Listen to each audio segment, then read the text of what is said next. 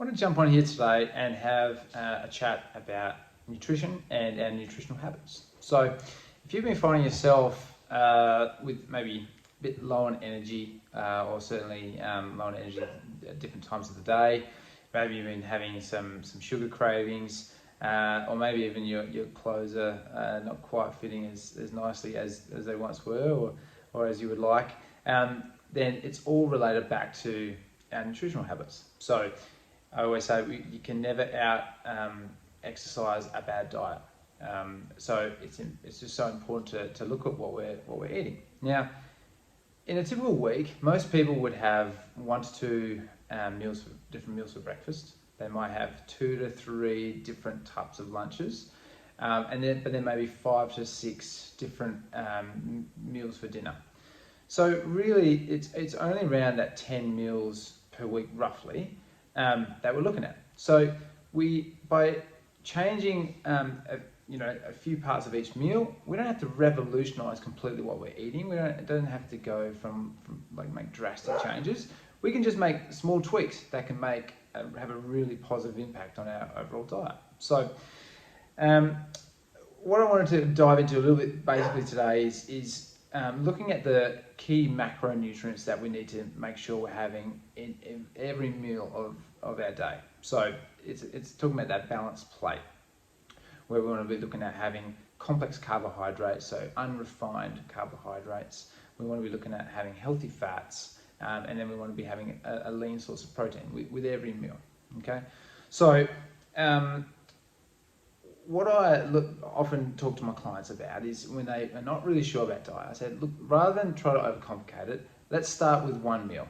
And the meal I recommend is start with dialing in your breakfast. Get your breakfast nail it so that's a nice balanced meal, so that you're hitting that sort of 25-30% of protein, similar level of fats, and then around that 40% of carbohydrate. Now, I've also never been a big fan of calorie counting and tracking meals. It certainly has its place if bodybuilding or like elite athletes who really need to training super hard, need to really be fueling their bodies. It's definitely important. But for the everyday person who's just looking to get a bit healthier, I think it can be quite a slippery slope to looking at every meal and counting every calorie. I don't think it's sustainable. That's all I'm all about, is having a sustainable diet that you have for the rest of your life. You get to enjoy the foods that you love, but it's just all in moderation, right? So let's dial into breakfast. Let's look at, most people would have quite a simple breakfast, let's say, with all the cereals that are available. They're high in sugar. It's a very refined carbohydrate. So it's just quick release energy that doesn't really provide you any other nutrients for your body. So you might have that cereal, and then come 9:30, 10 o'clock, you're feeling kind of hungry again. You're just not satiated from that meal. So it's not a balanced meal. That's what I want to look at zoning into. So the other thing is, when we get our breakfast right and we start to look at, okay, what protein am I having there? What are the healthy fats in it? What are the complex carbohydrates in that meal? And you nail that, then our choices throughout the day are then going to be much healthier as well. It's just the natural flow-on effect. So if we then we dial in our breakfast, we're going to look at the complex carbohydrates. So complex carbohydrates include vegetables, beans, fruits, whole grains. They're unrefined, so they have a lot of fiber in them, a lot of nutrients that our body can utilize for a whole range of functions.